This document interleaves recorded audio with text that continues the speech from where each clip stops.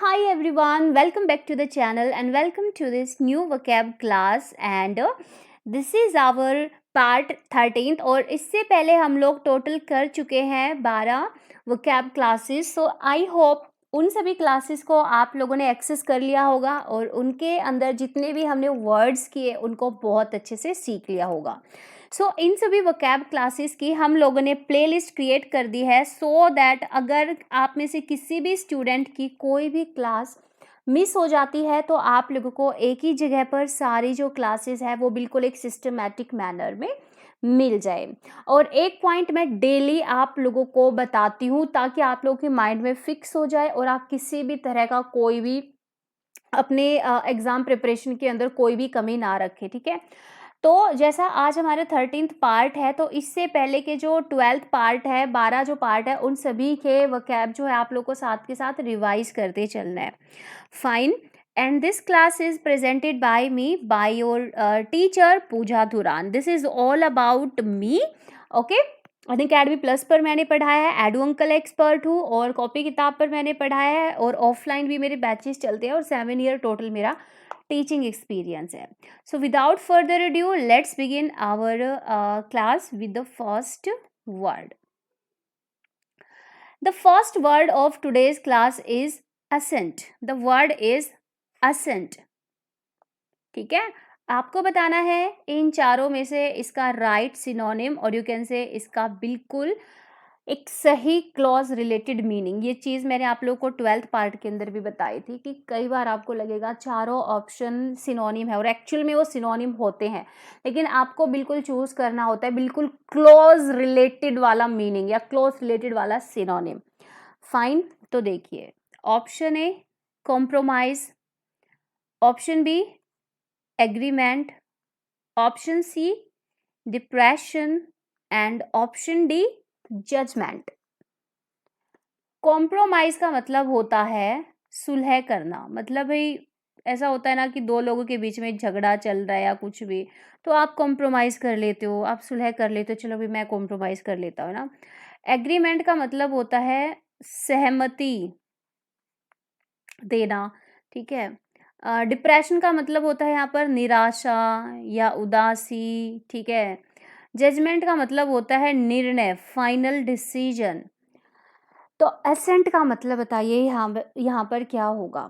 ठीक है, असेंट का मीनिंग बताइए. थोड़ा सा आप लोग को टाइम दे देती हूँ सोचने के लिए, बिकॉज हो सकता है आप लोग को यहाँ पर एग्रीमेंट या कॉम्प्रोमाइज़ में से कुछ लगे. यहाँ पर थोड़ा सा हिंट मैंने आप लोगों को दिया है, तो देखिए गाइस, असेंट का मतलब होता है यहाँ पर एग्रीमेंट. ठीक है, एग्रीमेंट. देखो वैसे तो हम लोग नॉर्मल अगर अपनी इनफॉर्मल कम्युनिकेशन की बात करें तो वहाँ पर हम लोग आंसर की बात करते हैं या एग्री होना बोल देते हैं, लेकिन एसेंट जो वर्ड है ना ये बेसिकली यूज़ किया जाता है जब आप अपनी ऑफिशियल आधिकारिक स्वीकृति देते हो. मान लो कोई एक्ट पास होना है या कोई लॉ पास होना है या कोई भी बिल मतलब कुछ भी ऐसा, या ऑफिस के अंदर कोई बहुत बड़ा कोई फाइनेंशियल प्रोजेक्ट पास होना है, तो जब आप ऑफिशियल एग्रीमेंट की बात करते हो ना, ऑफिशियल एग्रीमेंट टू समथिंग, ठीक है, ऑफिशियल एग्रीमेंट टू समथिंग, तो वहाँ पर जो हम लोग वर्ड यूज़ करते हैं ना ऑफिशियल एग्रीमेंट के लिए, तो वहाँ पर हम लोग वर्ड यूज़ करते हैं क्या, एसेंट. फाइन. जैसा यहाँ पर फॉर्मल और इनफॉर्मल वाली बात आ जाती है. जैसे आपने देखा होगा अगर आप अपने फ्रेंड सर्कल के अंदर हो और आपको पेन की जरूरत है तो आप बोल सकते हो can you give me your pen. ठीक है, लेकिन जब आप अपने से बड़े एक हायर पोजीशन वाले बंदे से बात करते हो तो वहाँ पर आप कैन नहीं, वहाँ पर आप कुड यूज़ करते हो, क्योंकि कुड का एक तरह से मीनिंग हो जाता है प्लीज़ करना, मतलब एक तरह से रिक्वेस्ट कर रहे हो आप. तो फॉर्मल के अंदर यूज़ होता है कुड और इनफॉर्मल के अंदर यूज़ होता है कैन, किसी बात के लिए हेल्प लेना या फेवर लेने के लिए. तो यहाँ पर भी ये जब आप ऑफिशियल एग्रीमेंट टू समथिंग की बात करते हो तो आप एसेंट का यूज़ करते हो. बाकी और चारों के मीनिंग मैंने बता दिए और एसेंट का मतलब है यहाँ पर एग्रीमेंट. ठीक है, next word. Next word is site. ठीक है, एक तो होती है साइट, SITE, ये होमोनिम्स होते हैं जिनकी साउंड जो होती है वो सेम होती है लेकिन मीनिंग अलग होता है। एक होता है साइट, ये होते हैं कोई प्लेस, कोई जगह, ठीक है, लेकिन ये साइट का मतलब आप लोग को बताना है, ये साइट इस वाली साइट से क्या है, डिफरेंट है। तो साइट का मीनिंग बताइए। Option A cot, option B reveal, option C recollect and option D illustrate. Cot, reveal, recollect and illustrate, चारों में से फटाफट से मुझे इसका मतलब बता दो, इसका सिनोनिम बता दो ABCD में से। तब तक आप लोगों को यहाँ पर मैं बता देती हूँ इन चारों के मतलब। कॉट का मतलब होता है किसी चीज को प्रस्तुत करना, ठीक है। रिवील का मतलब होता है प्रकट करना। देखो रिवील का मतलब एक तरीके से पता है क्या होता है, किसी चीज को आपने हाइड किया हुआ था, छुपाया हुआ था, उसको आप रिवील कर रहे हो। जैसे रिजल्ट्स जो होते हैं वो रिवील किए जाते हैं, है ना। रिजल्ट तो पहले डिस्कस कर लिए जाते हैं लेकिन उनको रिवील किया जाता है बाद में। रिकोलेक्ट का मतलब होता है दोबारा से किसी चीज को कोलेक्ट करना, इकट्ठा करना। इलस्ट्रेट का मतलब होता है to explain something with example, मतलब किसी चीज को आप एग्जाम्पल, उदाहरण के साथ उसको क्या कर रहे हो, एक्सप्लेन कर रहे हो। इलिस्ट्रेशन होता है एग्जाम्पल, और इलिस्ट्रेट का मतलब होता है उसको एक एग्जाम्पल के साथ क्या करना, समझाना, एक्सप्लेन करना। फाइन, तो अब साइट का मतलब बताओ इन चारों में से क्या है, वेदर कॉट, रिवील, रिकोलेक्ट या इलस्ट्रेट। तो साइट का मीनिंग यहाँ पर होगा स्टूडेंट्स, बच्चों, यहाँ पर हमारा आंसर होगा कॉट। साइट का मतलब होता है यहाँ पर प्रस्तुत करना। और साइट अगर कॉट की मैं बात करूँ, ठीक है, तो ये भी कहीं ना कहीं ऑफिसेस के अंदर बहुत ज़्यादा यूज़ होता है। जैसे कोई प्रोजेक्ट चल रहा था, ठीक है, और उस पर जितना भी पैसा लगा तो उसके लिए बॉस बोल सकता है अपने एम्प्लॉय को कि भी प्लीज़ ये जो भी पैसा लगा, ये जो भी कॉस्ट लगी है, इसको कॉटेड करिए। कॉटेड का मतलब होता है उसको अच्छे से एक्सप्लेन करिए, बताइए कहाँ पर पैसा किस किस तरीके से लगा, ठीक है। Site. Next word,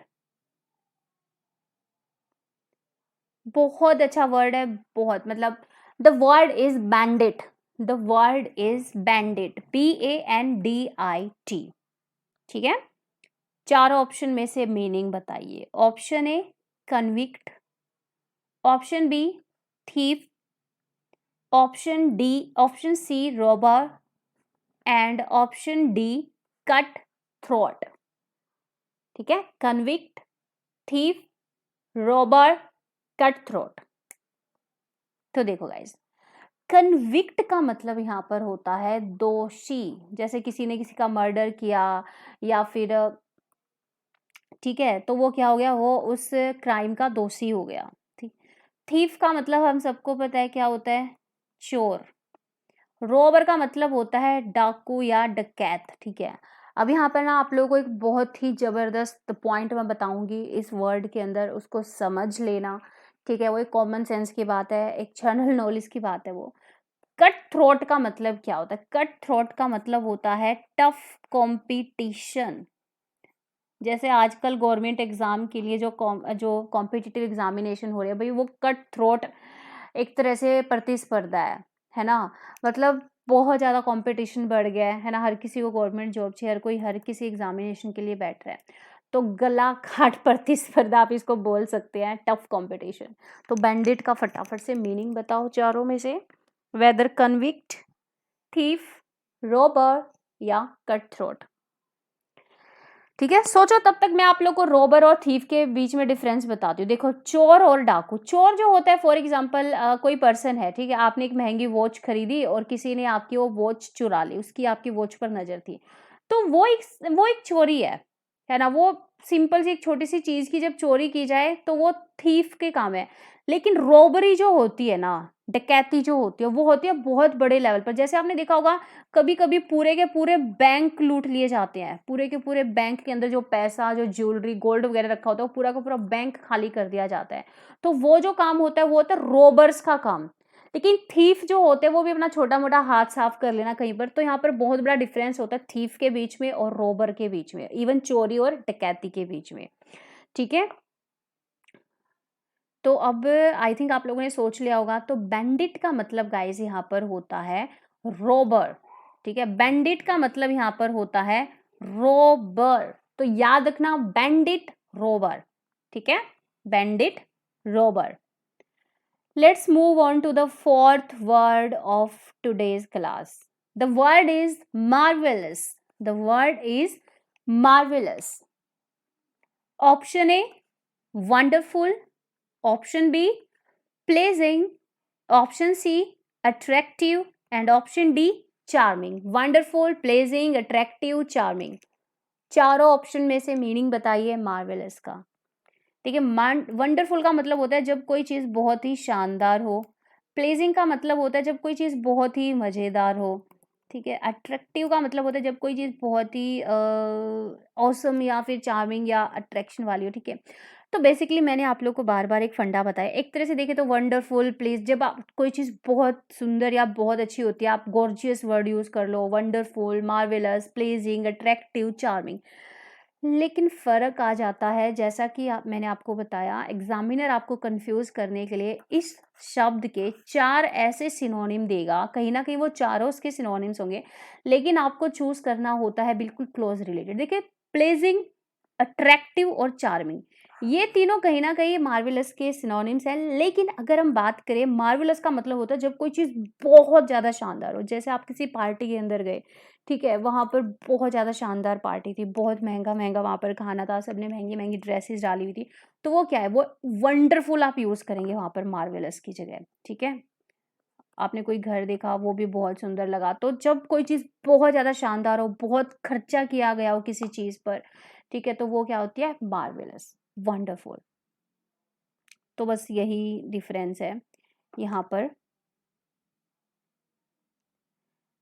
And the last word of today's class is reluctant. The word is reluctant. ठीक है, reluctant. तो मीनिंग बताइए चारों ऑप्शन में से। Option A, ready. Option B, willing. Option C, hesitating. And option D, inclined.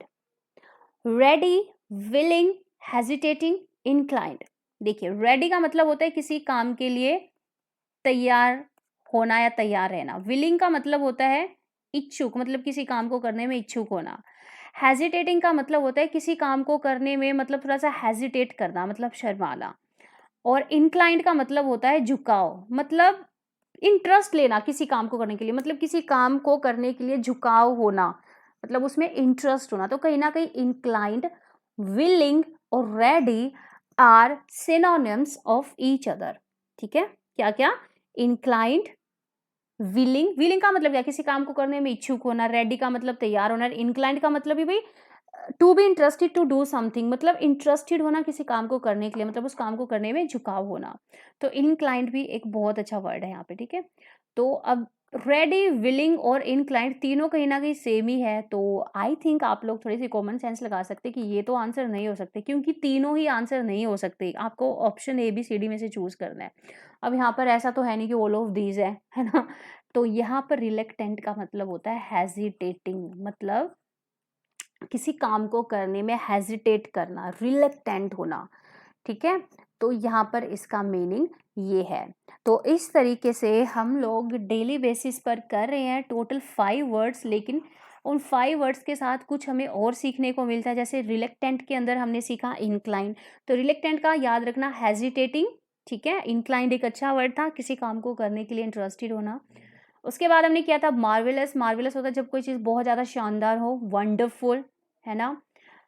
उससे पहले हमने किया था यहाँ पर बैंडिट। ठीक है, बैंडिट का मतलब होता है रोबर, डाकू जो होता है। ठीक है, तो थीफ और रोबर के बीच में जो मैंने डिफरेंस बताया वो भी याद रखना।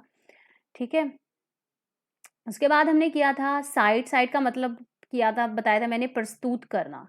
ठीक है, साइट, कॉट, इलुस्ट्रेट हमने किया था, to explain something with examples. Ascent का मतलब होता है एग्रीमेंट, मतलब ऑफिशियल एग्रीमेंट टू समथिंग। ठीक है, उसके बाद यहाँ पर आप लोग के साथ ये भी बताना चाहूँगी कि अगर आप में से कोई भी कॉमर्स का स्टूडेंट है, चाहे आप 11th-12th में है, एनटीए यूजीसी नेट की अगर मैं बात करूँ, मैंने अनअकैडमी प्लस पर पढ़ाया है नेट जीआरएफ कॉमर्स के लिए, एडू अंकल पर, ठीक है, कॉपी किताब पर 11-12। तो अगर आप चाहे किसी भी क्लास में पढ़ रहे हैं, और कॉमर्स आपका सब्जेक्ट है या एचआरएम लेबर लॉज आपका सब्जेक्ट है, तो आप लोग मेरा चैनल पूजा धुरान भी विजिट कर सकते हैं। चैनल का लिंक आप लोग को डिस्क्रिप्शन बॉक्स में मिल जाएगा, तो वहाँ पर मैं स्टडी करवाती हूँ विदाउट एनी रट्टाफिकेशन and with lots of clarification. ठीक है, that's it for the today session. मिलते हैं नेक्स्ट हमारी क्लास के अंदर। Till then happy learning to all of you. Bye bye, take care.